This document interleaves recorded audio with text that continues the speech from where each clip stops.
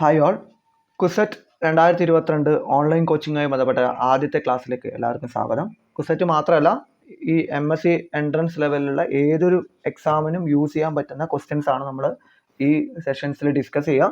അപ്പോൾ എല്ലാവരും ഈ പറഞ്ഞിരിക്കുന്ന ക്ലാസ്സുകൾ കൃത്യമായിട്ട് കേൾക്കുക. അതുപോലെ തന്നെ ഈ വീഡിയോൻ്റെ ഡിസ്ക്രിപ്ഷൻ ബോക്സിലുള്ള വാട്സപ്പ് ഗ്രൂപ്പിൽ ജോയിൻ ചെയ്യാൻ ശ്രമിക്കുക.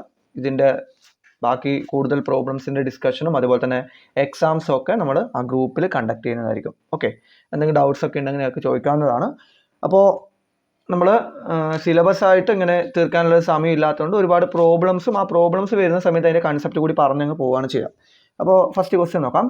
If the characteristic value of a 3x3 real matrix are -1 1 0. ഈ പറഞ്ഞിരിക്കുന്ന ഒരു റിയൽ 3x3 മാട്രിക്സ് ഉണ്ട്. അതിൻ്റെ ക്യാരക്ടറിസ്റ്റിക് വാല്യൂസ് തന്നിട്ടുണ്ട്. അപ്പോൾ ഈ ക്യാരക്ടറിസ്റ്റിക് വാല്യൂസ് തന്നു കഴിഞ്ഞാൽ നിങ്ങൾക്ക് ഏറ്റവും സിമ്പിളായിട്ട് ഇത് അതിൻ്റെ പ്രോപ്പർ മെത്തേഡിലേക്ക് പോവാതെ ഇതിനൊരു എക്സാമ്പിൾ വെച്ചിട്ട് ഇതിൻ്റെ സൊല്യൂഷൻ നമുക്ക് കണ്ടെത്താൻ പറ്റുന്നതാണ്. ഓക്കെ, അപ്പോൾ എക്സാമ്പിൾ വെച്ചിട്ട് സൊല്യൂഷൻ കണ്ടെത്താന്ന് പറയുമ്പോൾ നമ്മൾ ഏറ്റവും എളുപ്പത്തിൽ ഇത്തരം കേസസിൽ നമുക്ക് എടുക്കാൻ പറ്റുന്ന ഒരു മാട്രിക്സ് എന്ന് പറയുന്നത് ഡയഗണൽ മാട്രിക്സ് ആണ്. കാരണം ഡയഗണൽ മാട്രിക്സിൻ്റെ ആ ഒരു ഡയഗണൽ മാട്രിക്സ് എടുക്കുക. അത് ഈ പറഞ്ഞിരിക്കുന്ന ഏഗൻ വാല്യൂസ് -1 1 0 എന്ന് പറഞ്ഞ ഏഗൻ വാല്യൂയിൽ ഏതൊരു ഡയഗണൽ മാട്രിക്സ് എടുത്തു കഴിഞ്ഞാലും ഈ പറഞ്ഞിരിക്കുന്ന ക്വസ്റ്റ്യൻ എന്തായിരിക്കും, വാലിഡ് ആയിരിക്കും. അപ്പോൾ നമുക്കൊരു എക്സാമ്പിൾ എടുത്തുകൊണ്ട് നമുക്കതിനെ കുറച്ചും കൂടി എളുപ്പത്തിൽ ഓപ്ഷൻ എലിമിനേഷൻ മെത്തേഡ് ഉപയോഗിച്ചിട്ട് ചെയ്യാൻ പറ്റുന്നതാണ്. അല്ലാതെ പ്രോപ്പർ മെത്തേഡുകളുണ്ട്, അത് നമുക്ക് ഡിസ്കസ് ചെയ്യാം. പക്ഷേ ആദ്യം ഇങ്ങനെ വന്നു കഴിഞ്ഞാൽ ഈ ഒരു രീതിയിലുള്ള ക്വസ്റ്റ്യൻ വന്നാൽ എപ്പോഴും ഒരു എക്സാമ്പിൾ എടുത്തിട്ട് എലിമിനേറ്റ് ചെയ്യാൻ പറ്റുന്നുണ്ടോ എന്ന് ആലോചിച്ച് നോക്കാം. അപ്പോൾ ഇവിടെ കാരണം ഡയഗണൽ മെട്രിക്സ് എടുക്കാനുള്ള കാരണം നമ്മൾ അതിനെ സ്ക്വയർ ചെയ്യുമ്പോഴും ക്യൂബ് ചെയ്യുമ്പോഴും നമുക്ക് എന്തിനെ മാത്രം പരിഗണിച്ചാൽ മതി, ആ ഡയഗണൽ എൻട്രീസിനെ മാത്രം പരിഗണിച്ചാൽ മതി. ബാക്കിയുള്ളതിന് നമ്മൾ ആലോചിക്കേണ്ട ആവശ്യമില്ല. ഡയഗണൽ മെട്രിക്സിന്റെ പ്രോപ്പർട്ടീസ് ഒക്കെ നമുക്ക് അറിയുന്നതാണ് അല്ല. കാരണം സ്ക്വയർ ചെയ്യുന്ന സമയത്ത് ആ ഡയഗണൽ എലമെന്റ്സിന് മാത്രമേ വ്യത്യാസം വരുന്നുള്ളൂ. അതുപോലെ തന്നെ ക്യൂബ് എടുക്കുന്ന സമയത്ത് അല്ലെങ്കിൽ ഏതെങ്കിലും ഒരു സംഖ്യ കൊണ്ട് മൾട്ടിപ്ലൈ ചെയ്യുന്ന സമയത്ത് ബാക്കിയുള്ളതൊക്കെ എന്തായിരിക്കും, സീറോസ് ആയിരിക്കും വരിക. അപ്പോൾ ഇവിടെ നമ്മൾ എടുക്കുന്ന ഒരു മെട്രിക്സ് എന്ന് പറയുന്നത് -1 1 0. ബാക്കിയുള്ള കംപ്ലീറ്റ് എലമെന്റ്സ് നമുക്ക് എന്തായിട്ട് എടുക്കാം, 0 ആയിട്ട് തന്നെ ചൂസ് ചെയ്യാം.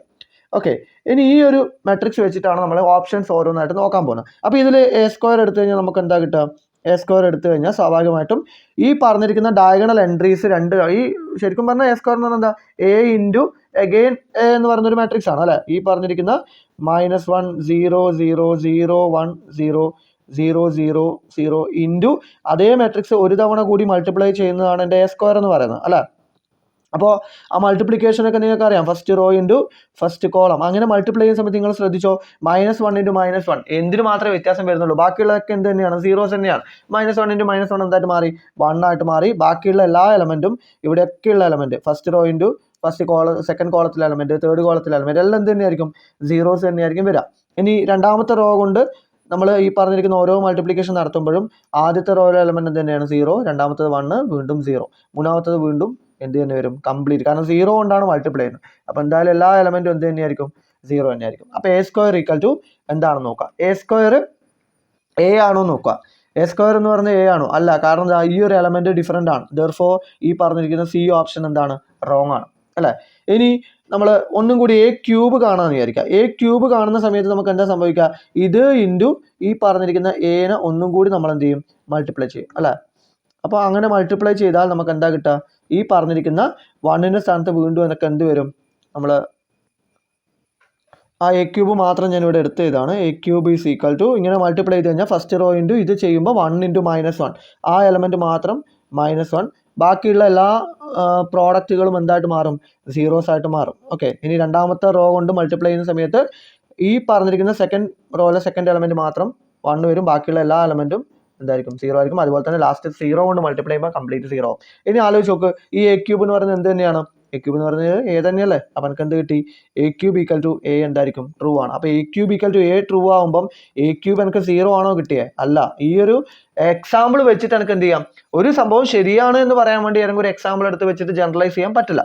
പക്ഷേ ഒന്ന് തെറ്റാണ് എന്ന് പറയാൻ ആ ഒരു എക്സാമ്പിൾ അത് നമ്മൾ ഏതാണോ തെറ്റാണെന്ന് പ്രൂവ് ചെയ്യേണ്ടത് ആ കണ്ടീഷൻ സാറ്റിസ്ഫൈ ചെയ്യുന്നില്ലെങ്കിൽ അപ്പോൾ തന്നെ നമുക്ക് എന്ത് പറയാം, ഇത് തെറ്റാണ്, അല്ലെങ്കിൽ ഈ ഒരു ഓപ്ഷൻ തെറ്റാണ് നമുക്ക് ഉറപ്പിച്ച് പറയാൻ പറ്റും. അപ്പോൾ ഈ A³ കാണുമ്പോൾ എനിക്ക് കിട്ടിയ എന്താണ്, A ആണ്. A എന്തല്ല, I3 അല്ലെങ്കിൽ 0 അല്ല. I3 എന്ന് പറഞ്ഞാൽ ഐഡന്റിറ്റി മാട്രിക്സ് ഓൺ 3 റോസ് അല്ലെങ്കിൽ 3 ഇതുള്ള ഐഡന്റിറ്റി മാട്രിക്സ് ആണ്. അപ്പോൾ അതും എന്തായി, റോങ് ആയി. ഓപ്ഷൻ ഏത് മാത്രമാണ് ശരി, D മാത്രമാണ് ശരി വരിക. ഇനി ഇതെങ്ങനെയാണ് പ്രോപ്പറായിട്ട് ചെയ്യുക എന്നുള്ളതാണ് നമ്മൾ മനസ്സിലാക്കേണ്ടത്. നമുക്കറിയാം ഒരു 3x3 മാട്രിക്സിന്റെ ക്യാരക്ടറിസ്റ്റിക് ഇക്വേഷൻ എന്ന് പറയുന്നത് എന്താ? ക്യാരക്ടറിസ്റ്റിക് ഇക്വേഷൻ എന്ന് പറയുന്നത് lambda cube minus some constant into അല്ലെങ്കിൽ പ്ലസ് ഏതെങ്കിലും ഒരു രൂപത്തിൽ വരും, lambda square plus B into lambda plus some constant. ഈ രൂപത്തിലുള്ളൊരു തേർഡ് ഡിഗ്രി പോളിനോമിയലായിരിക്കും നമുക്ക് എന്ത് വരിക? ഒരു 3x3 മാട്രിക്സിന്റെ ക്യാരക്ടറിസ്റ്റിക് ഇക്വേഷൻ കണ്ടുപിടിച്ചാൽ വരിക. നമുക്കറിയാം ക്യാരക്ടറിസ്റ്റിക് വാല്യൂസ് അല്ലെങ്കിൽ എയ്ഗൻ വാല്യൂസ് അല്ലെങ്കിൽ ക്യാരക്ടറിസ്റ്റിക് റൂട്ട്സ് അല്ലെങ്കിൽ ലാറ്റന്റ് റൂട്ട്സ്, ഇതെന്താണ് ശരിക്കും?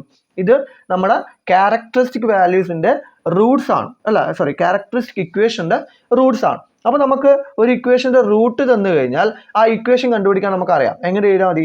ഇപ്പൊ 1 ഒരു റൂട്ട് ആണെങ്കിൽ x-1 എന്തായിരിക്കും? ഒരു ഫാക്ടർ ആയിരിക്കും അല്ലേ?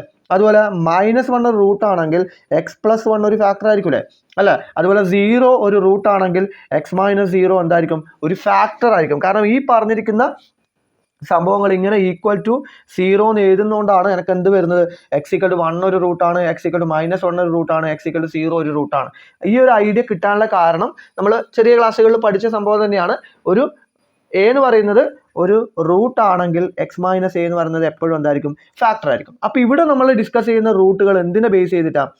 ഈ പറഞ്ഞിരിക്കുന്ന സാധാ റൂട്ടുള്ള ക്യാരക്ടറിസ്റ്റിക് ഇക്വേഷന്റെ റൂട്ട്സിനെ പറ്റിയാണ് പരിഗണിക്കുന്നത്, അല്ല? അപ്പൊ ക്യാരക്ടറിസ്റ്റിക് ഇക്വേഷന്റെ റൂട്ട്സ് പരിഗണിച്ച് കഴിഞ്ഞാൽ നമുക്കറിയാം, കേലി ഹാമിൽട്ടൺ തിയറം ഒരു റിസൾട്ട് പറയുന്നുണ്ട്.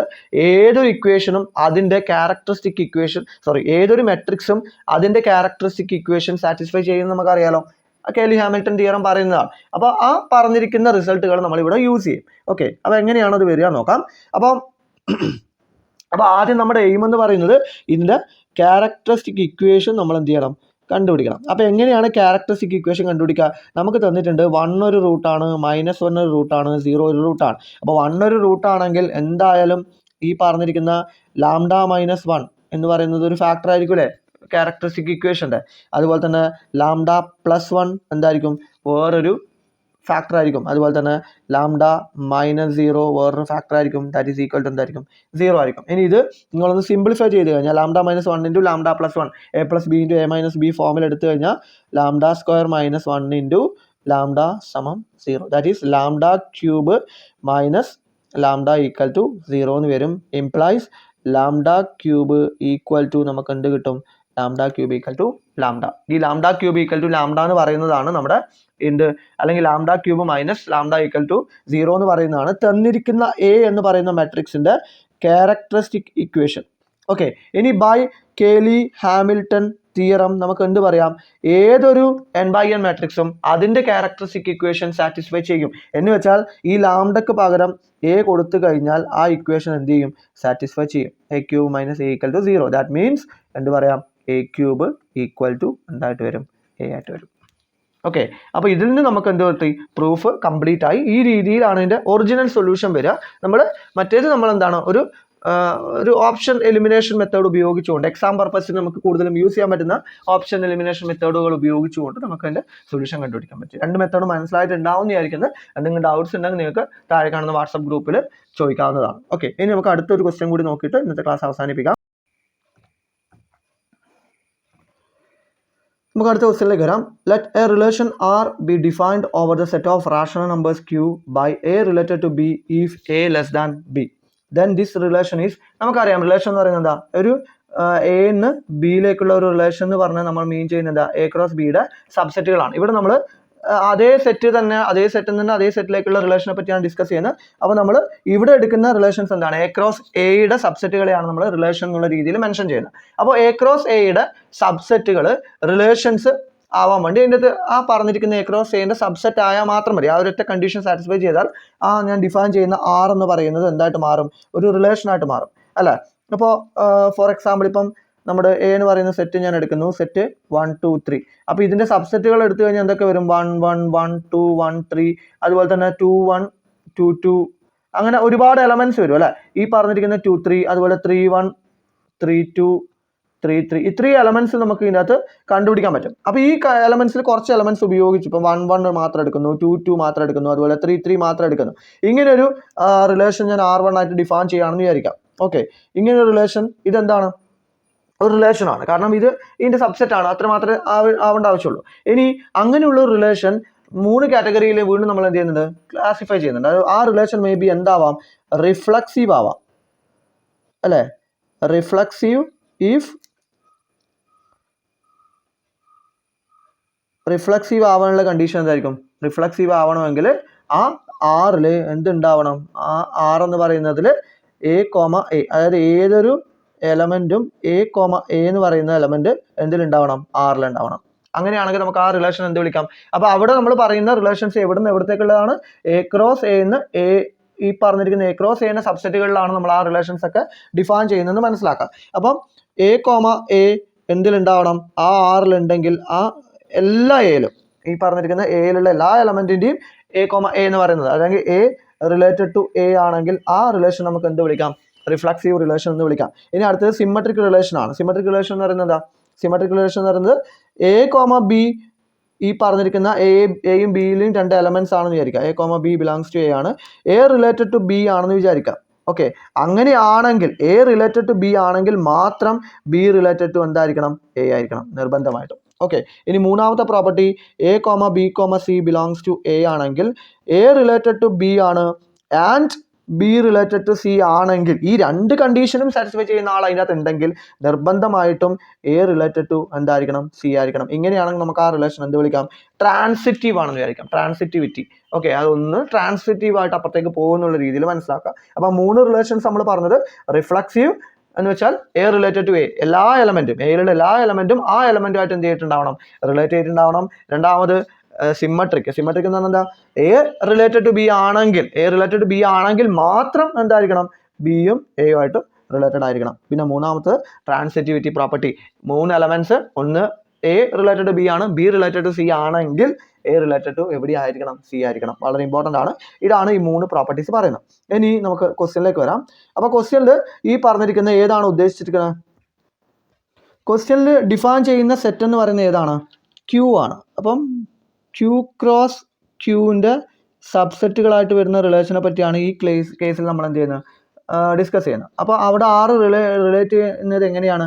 ആർ എന്ന് പറയുന്ന റിലേഷൻ ഞാൻ ഡിഫൈൻ ചെയ്യുന്നത് എ ലെസ് ദാൻ ബി ആണെങ്കിലാണ്. ഇനി ഒന്ന് ആലോചിച്ച് നോക്ക്, ഈ റിലേഷൻ വെച്ചുകൊണ്ട് ഞാൻ ഈ ആർ എന്ന് പറയുന്ന സെറ്റിലേക്ക് എലമെന്റ്സ് മിക്സ് ചെയ്യുകയാണെങ്കിൽ അത് എപ്പോഴെങ്കിലും റിഫ്ലക്സീവ് ആവാനുള്ള സാധ്യതയുണ്ടോ? റിഫ്ലക്സീവ് ആവണമെങ്കിൽ കണ്ടീഷൻ ഒന്ന് ആലോചിച്ച് നോക്ക്. എ റിലേറ്റഡ് ടു എന്തായിരിക്കണം? എ ആയിരിക്കണം. എ റിലേറ്റഡ് ടു എ ആണെങ്കിൽ ഇവിടെ എ റിലേറ്റഡ് ടു ബി എന്ന് പറയുന്നത് ശരിക്കും എങ്ങനെയാണ് നമ്മൾ ഡിഫൈൻ ചെയ്യുന്നത്? എ റിലേറ്റഡ് ടു ബി ആവണമെങ്കിൽ എ ലെസ് ദാൻ എന്തായിരിക്കണം? ബി ആയിരിക്കണം അല്ലേ? അപ്പൊ അങ്ങനെയാണെങ്കിൽ എ റിലേറ്റഡ് ടു എ ആണെങ്കിൽ എന്തായിരിക്കണം? എ ലെസ് ദാൻ എ ആയിരിക്കണം. എപ്പോഴെങ്കിലും സാധിക്കോ? ഏതെങ്കിലും ഒരു സംഖ്യ ആ സംഖ്യയേക്കാൾ കുറയോ? ഇവിടെ ഇപ്പൊ ലെസ് ദാൻ ഒരു ഈക്വൽ ടു ഉണ്ടെങ്കിൽ ഇതെന്തായി പോയേനെ? റിഫ്ലക്സീവ് ആയി പോയേനെ. പക്ഷെ ഇവിടെ നമുക്ക് എന്ത് പറയാൻ പറ്റില്ല? എ ലെസ് ദാൻ എ എന്ന് പറയുന്ന ഒരു കണ്ടീഷൻ നമുക്ക് അവിടെ ഹോൾഡ് ചെയ്യിപ്പിക്കാൻ പറ്റൂല. ഓക്കെ, അപ്പൊ അവിടെ സ്വാഭാവികമായിട്ടും ഈ കണ്ടീഷൻ എന്തല്ല? റിഫ്ലക്സീവ് അല്ല, നോട്ട് റിഫ്ലക്സീവ് ആണ്. അപ്പൊ നോട്ട് റിഫ്ലക്സീവ് എന്ന് പറയുന്ന അല്ലെങ്കിൽ റിഫ്ലക്സീവ് എന്ന് പറയുന്ന കണ്ടീഷനൊക്കെ എന്തായി? തെറ്റി. ഓക്കെ, അപ്പൊ 1ഉം 4ഉം റോങ് ആണ്. ഇനി രണ്ടാമത്തെ കണ്ടീഷനാണ് symmetric. A related to B ആണെന്ന് വിചാരിക്കുക. എ റിലേറ്റഡ് ടു ബി ആണെങ്കിൽ അപ്പം തന്നെ നമുക്ക് എന്ത് പറയാം? എ ലെസ് ദാൻ എന്തായിരിക്കും? ബി ആയിരിക്കും. ഓക്കെ, അപ്പൊ സിമ്മട്രിക് ആവണമെങ്കിൽ എന്ത് ചെയ്യണം? എ റിലേറ്റഡ് ടു ബി ആണെങ്കിൽ ബിയും എന്തിനോട് റിലേറ്റഡ് ആയിരിക്കണം? എയുമായിട്ട് റിലേറ്റഡ് ആവണ്ടേ? എന്ന് വെച്ചാൽ ബി എന്തായിരിക്കണം? ബി ലെസ് ദാൻ എ ആയിരിക്കണം. ഇത് എപ്പോഴെങ്കിലും സാധിക്കോ? ഇപ്പൊ 1 ലെസ് ദാൻ 2 ആണ്, 2 ലെസ് ദാൻ 1 ആണോ? അങ്ങനെ ഒരിക്കലും എന്ത് ചെയ്യില്ല, ഒരു നമ്പറിലും അത് സാറ്റിസ്ഫൈ ചെയ്യുന്നില്ല. അപ്പൊ സ്വാഭാവികമായിട്ടും ഈ റിലേഷനും എന്തല്ല? സിമ്മട്രിക്കും അല്ല. കാരണം സിമ്മട്രിക് ആയിക്കഴിഞ്ഞാൽ ഇതെന്തായാലും എല്ലാ കണ്ടീഷൻ, എല്ലാ എലമെന്റ്സും എ ലെസ് ദാൻ ബി ആയിട്ടുള്ള എല്ലാ എലമെന്റിലും ബി ലെസ് ദാൻ എന്തായിരിക്കണം? എ ആയിരിക്കണം. അങ്ങനെ എന്ത് ചെയ്യില്ല? ഹോൾഡ് ചെയ്യൂല. ദെർഫോർ ഈ റിലേഷൻ എന്തുമല്ല?